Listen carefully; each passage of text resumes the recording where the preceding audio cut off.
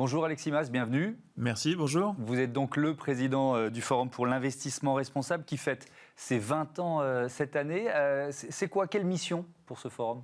Alors ce forum, c'est effectivement un forum qui rassemble des investisseurs engagés qui croient que pour la planète, il y a quelque chose à faire, en matière sociale, il y a quelque chose à faire, et la société civile. Donc c'est un lieu de rencontre entre l'impatience de la société civile pour que les choses changent et des investisseurs qui croient qu'il y a effectivement quelque chose à faire. Et de cette rencontre naît un travail en commun qui a maintenant 20 ans, que j'espère fructueux. Et vous dites que l'impact est la nouvelle frontière de la finance responsable. Pourquoi ? Alors on a fait un débat il n'y a pas très longtemps qui différenciait bien les deux, mais on peut le réexpliquer. C'est le cran au-dessus, le financement à impact ? Jusqu'ici, un fonds responsable, il est capable de montrer qu'il est mieux qu'un fonds classique. Il est capable de montrer que les entreprises dans lesquelles les investisseurs investissent, donc des entreprises qu'ils choisissent parce qu'ils y croient, sont des entreprises qui sont mieux environnementalement, mieux socialement. Ouais. La révolution de l'impact, c'est de dire, en fait, je peux vous montrer que je contribue à un impact positif. Donc, ce n'est pas seulement que les entreprises dans lesquelles que j'ai choisies sont mieux, c'est qu'en plus, je peux vous dire que ça crée de l'emploi ou je peux vous dire que ça sauve la planète. Et cette promesse-là, c'est naturellement une révolution, y compris méthodologique. Et puis, c'est une promesse tellement forte qu'il faut la tenir. Donc, à ce stade, tous les fonds ne sont pas du tout capables de tenir cette promesse, mais il commence à y avoir des pratiques sérieuses. Oui, alors ce qui est intéressant, c'est qu'on est aussi dans la phase un peu de définition. Vous publiez avec France Invest un guide de l'investissement à impact. C'est quoi ? C'est une activité, un secteur qui a besoin d'un cadre assez exigeant même, vous diriez ça ? En fait, surtout, ce qui nous faisait peur, c'est la floraison des discours marketing sur l'impact. Et donc, ce qu'on voulait, c'est rassembler des professionnels d'univers différents qui font déjà de l'impact, qui travaillent sur ces produits, qu'ils se rencontrent, qu'ils définissent ensemble les bonnes pratiques et qu'ils soient capables de dire à partir de ce moment-là, c'est quand même un peu du washing. Et donc, parce que les faux discours, ça discrédite le boulot des autres. Bien sûr. Et en fait, quand on a commencé à regarder, on s'est aperçu d'abord qu'il y avait déjà 15 milliards d'euros de fonds impact. Donc, on n'est plus non plus sur des fonds anecdotiques. Il y a 60 sociétés de gestion qui sont concernées. Donc, c'est une pratique qui commence à naître et elle a besoin, pour pouvoir naître, croître et surtout pour que les Français ne soient pas déçus, qu'on reconnaisse qu'il y a des bonnes pratiques, mais aussi qu'on sache dire, non, ça c'est du discours marketing, c'est pas sérieux. Donc c'est une logique de label en quelque sorte ? Pas encore. Pas tout à fait, on n'en est pas là ? On n'en est pas là. Ce qu'il fallait, c'était faire parler ensemble des investisseurs qui travaillent dans l'univers du côté, donc qui investissent dans des entreprises en bourse, et ceux qui investissent dans des petites sociétés qui ne sont pas cotées, et donc avec des méthodes qui sont naturellement pas du tout les mêmes. Un investisseur du non-coté, il a un pacte d'actionnaires, il détient 40% de la boîte, il a un pouvoir d'action extraordinaire. Par contre, la boîte est toute petite et donc publie pas grand-chose en termes d'indicateurs.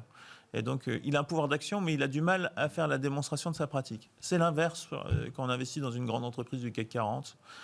Vous avez plein de données, donc vous pouvez montrer votre impact positif. Par contre, c'est plus difficile de démontrer que votre action a permis de changer les choses.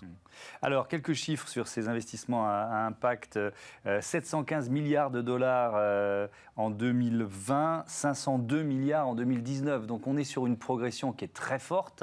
Mais ça représente quoi ? 715 milliards de dollars sur le marché mondial des investissements, c'est une goutte d'eau, c'est rien du tout ? C'est une goutte d'eau. On est bien sur la nouvelle frontière. Et c'est ça qui nous intéressait.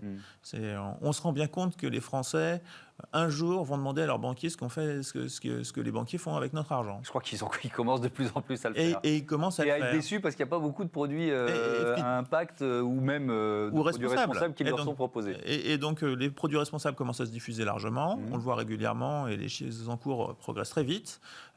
La frontière d'après, c'est celle-là. À mon avis, elle ne gagnera jamais l'intégralité du marché parce que pour construire ce type de fonds, il faut des méthodologies très lourdes. Donc, on peut y avoir des fonds importants, mais jamais 100% du marché. Mais en tout cas, ce seront des produits qui peuvent attirer une clientèle qui veut que son épargne puisse faire la preuve qu'il a un impact positif, donc qu'il est générateur de progrès. Alors, dans les leviers de croissance de ces investissements à impact, il y a le Say on Climate. Ça consiste à faire voter chaque année les actionnaires sur la politique climat des entreprises cotées avec le think tank Terra Nova. Vous travaillez à sa généralisation. Alors, on va partir peut-être du constat de départ. Aujourd'hui, dans le CAC 40, c'est combien d'entreprises ?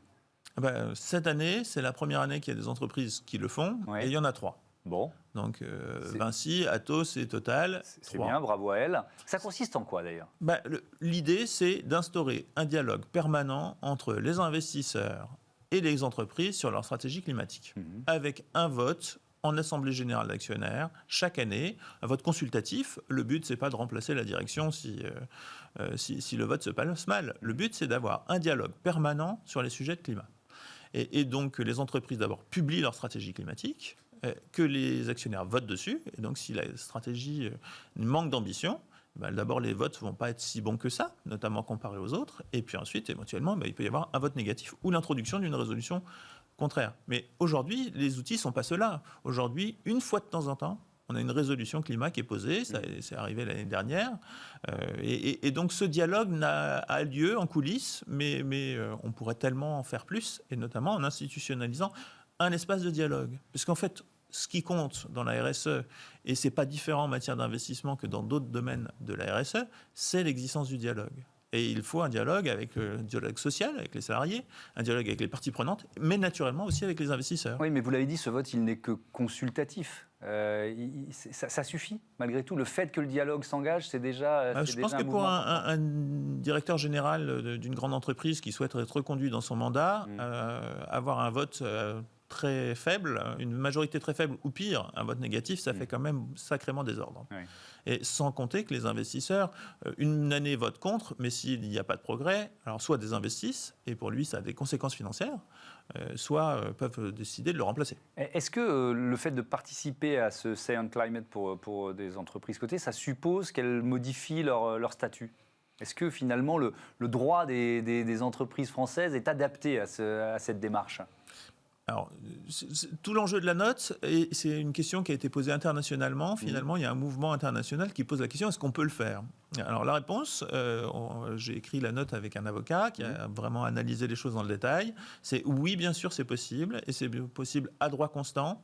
Le mieux, pour sécuriser les entreprises qui auraient peur, c'est qu'effectivement, elles inscrivent le principe d'un vote consultatif, et non pas obligatoire et contraignant, dans leur statut. Et si elles modifient une fois leur statut pour dire chaque année, j'organiserai un vote consultatif, elles n'ont plus de problème pour le faire. Maintenant, si on veut que ça se généralise, il y a une autre solution, c'est la loi. Oui, alors est-ce qu'il faut une loi ?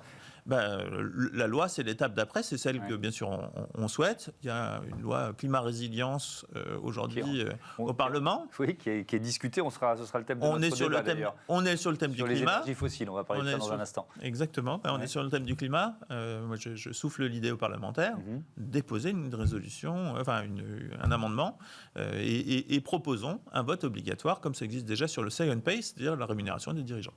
Alors, je reviens sur la question de l'investissement à impact, de sa définition, etc. Si on doit évaluer la mesure, si on doit mesurer l'impact, qui en est chargé ? Qui doit s'en charger ? Sur la mesure ? Dans un premier temps, il faut quand même que ce soit les sociétés elles-mêmes qui le fassent. Les sociétés de gestion qui investissent, ou les investisseurs, vont devoir commencer par mesurer eux-mêmes. D'abord parce que on ne mesure pas n'importe quel impact. Il faut que le fonds dise quel impact il vise. Et si vous visez un impact création d'emplois en France, ou réduction des émissions de CO2, ou amélioration de la santé, naturellement les mesures vont être différentes. Et donc il faut qu'il y ait une cohérence de bout en bout entre la construction du produit et sa mesure. Oui. Et après, c'est un outil qui va servir à qui ? Aux ONG, aux citoyens évidemment, aux consommateurs ? Les fonds impact ? Oui, et les mesures de ces fonds à impact. Tout sera possible. Moi, je pense que dans un premier temps, ça permet d'avoir une promesse client très forte et de permettre à des clients qui sont exigeants, et ils ont raison de l'être, de pouvoir voir. Et puis après, on prend un pari. Ça marche pas. Mais au moins, il y a une promesse client, il y a une mesure, et ça permet de vérifier que quand on choisit un fonds qui promet de la création d'emplois en France, il y en a bien à la fin. Comment vous expliquez le décalage entre la demande des citoyens, des consommateurs, et les banques, les grandes banques qui sont encore en retard. Je crois qu'on citait un sondage lors de notre dernier débat qui disait que 5% des personnes interrogées disaient que leur banque leur avait proposé un produit responsable, même pas impact, un produit responsable. Comment vous expliquez ce décalage ? Les banques sont accros à la niche fiscale et vendent des niches fiscales. Quand vous allez au guichet de votre banque, on vous parle de la fiscalité de l'assurance vie, on vous parle de la fiscalité de tel ou tel placement, et on oublie de vous parler des produits. tout le sujet de la finance responsable, c'est de parler du produit. Ah oui. Est-ce que ce produit peut créer le bien ou pas? Comment? Et donc, ça demande de changer complètement la façon de faire du marketing, la façon de parler à son client, les questions à poser à son client. Et donc, ça demande de revoir un peu toutes ces pratiques-là. Et c'est là où il y a effectivement un changement à faire. Il y a des réseaux bancaires qui commencent à le faire. Hein. Bien sûr, il y en a qui commencent à bouger. Merci beaucoup Alexis Mas, à bientôt. Merci beaucoup. Sur Bismarck, tout de suite, la publicité pour les énergies fossiles. Faut-il l'interdire? Jusqu'où aller dans cette interdiction? On en débat.